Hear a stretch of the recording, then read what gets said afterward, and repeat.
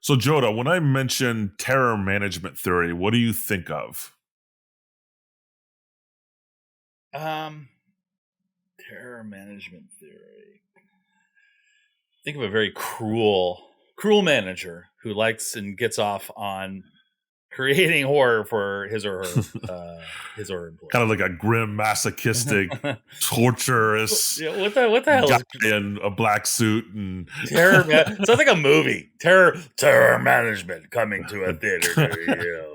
It's a yeah, well, it's kind of a misleading name, unfortunately, because it's not really, it has nothing to do with management. It has nothing to do with organizational leadership or business or nonprofit management or anything like that. It's really about managing your own existential terror. And Joda and I have a lot of experience managing our existential terror.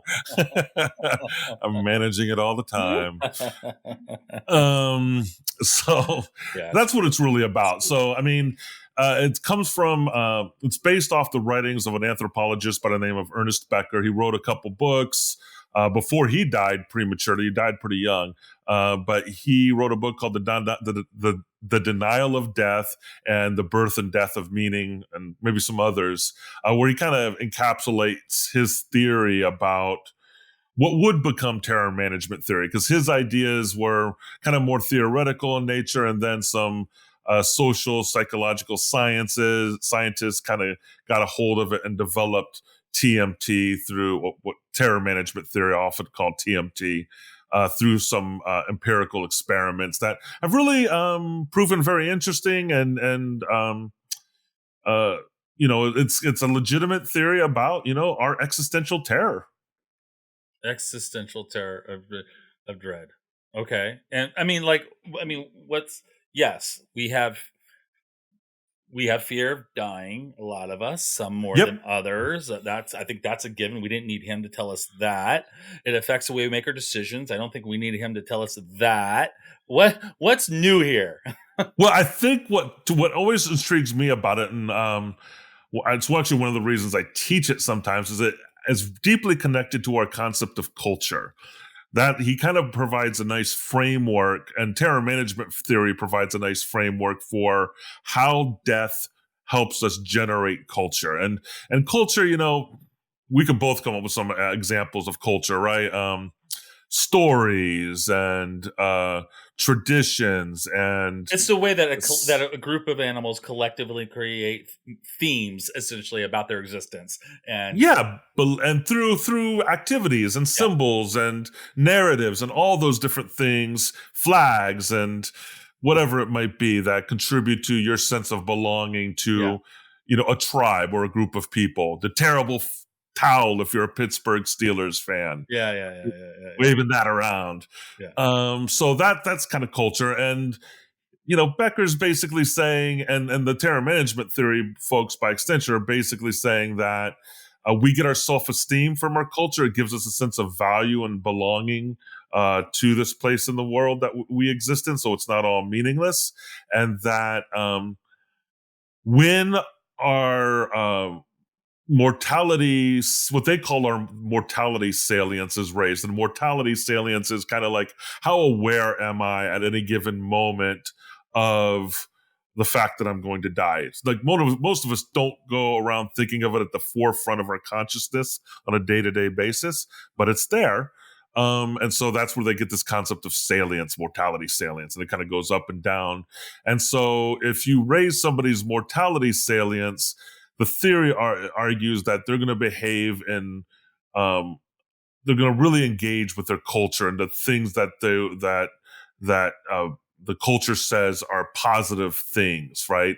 That the culture agrees with, right? So, for instance, there's a study that they did with some judges where they gave judges some a control group and another group of judges, and they gave them a questionnaire designed, and one in the control group it was kind of you know general, but in the experimental group they had questions or statements that raised people's mortality salience and raised forced them to think about their own limited existence.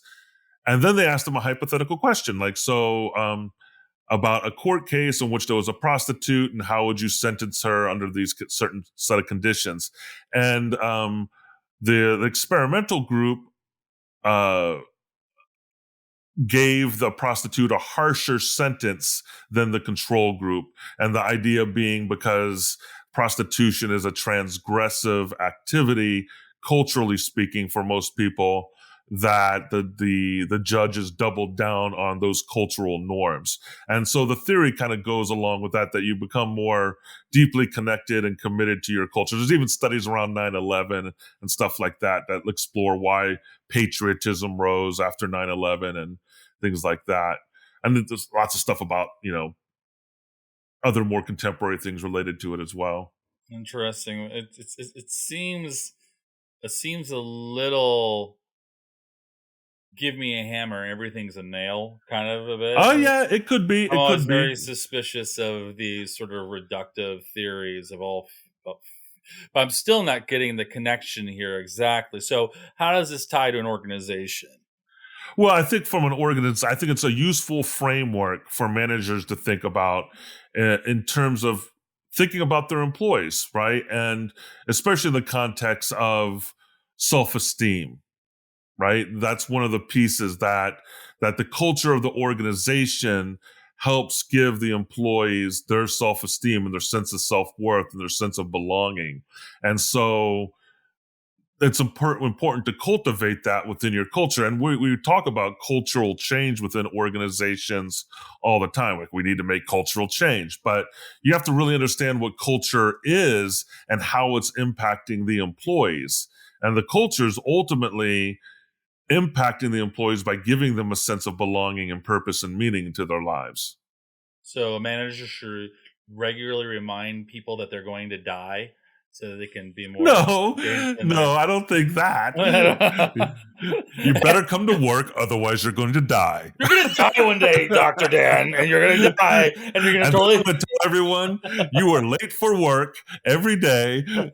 No, yeah, but you want to recognize that in the back of your mind. Like, okay, just be respectful that this person, this job for many people is very important to them, and that's where they get a sense of purpose to their lives. And it's not superficial. That there can be some depth to the connection somebody has with their work. So this is my translation, and pardon me for being dense here a little bit, but this is my translation, and obviously I probably should read this Dr. Ernest Becker. But Well, I mean, my translation is this so far, that understanding your mortality adds a level of criticality to the finite moment that you have in this existence, and that it makes you invest yourself more into the world around you because of the recognition that it's going to end. And so you're going to put more energy into being, because who knows when it's going to stop.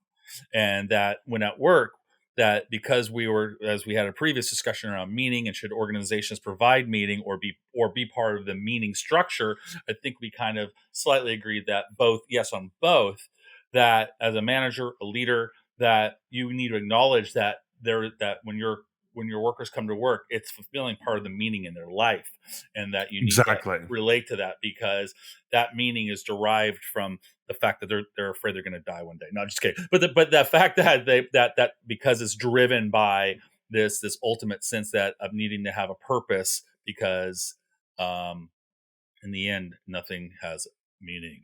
I don't know. It's something. I don't know. That's kind of where my. Well, I mean, why do we name buildings after people? I mean, or why do we put up statues for people or name a classroom after somebody? Right?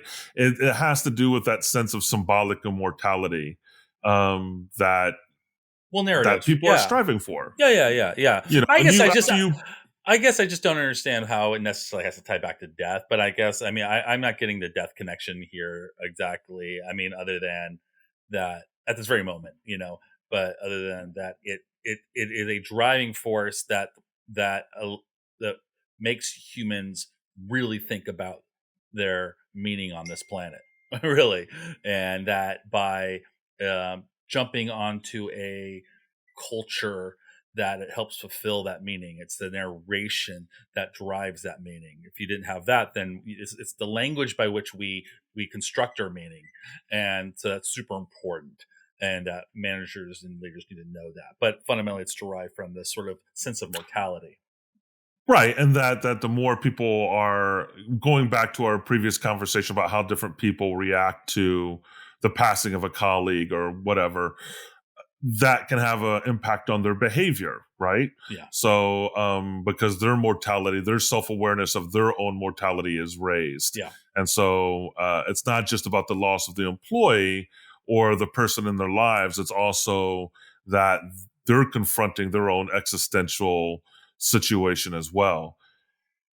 And I think that brings us to, there's a lot of other things you could talk about with in terms of terror management theory that we're not going to talk about on this episode. And we could go deeper into it maybe on another episode, but tribalism and how it can contribute to some negative things too. It can be, obviously it can be a binding agent that pulls a group together, but it can also contribute to the idea of in groups and out groups and stuff like that. Sure. So, which we can talk about in a different episode, but it's something to be aware of. But I think for our conversation today on this episode, it's important to remember that.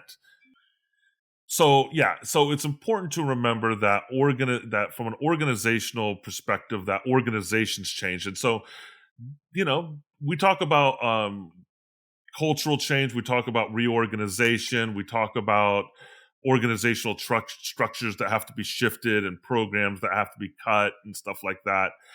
Those are deaths too, right? It might not be an individual passing away, but if you think about the organizational culture and what the organization is to a person, means to a person, and their role in that organization, then there's a that I can see how terror management theory can inform how you perceive organizational change and the disruptions that can happen when you end a department or have to end a program.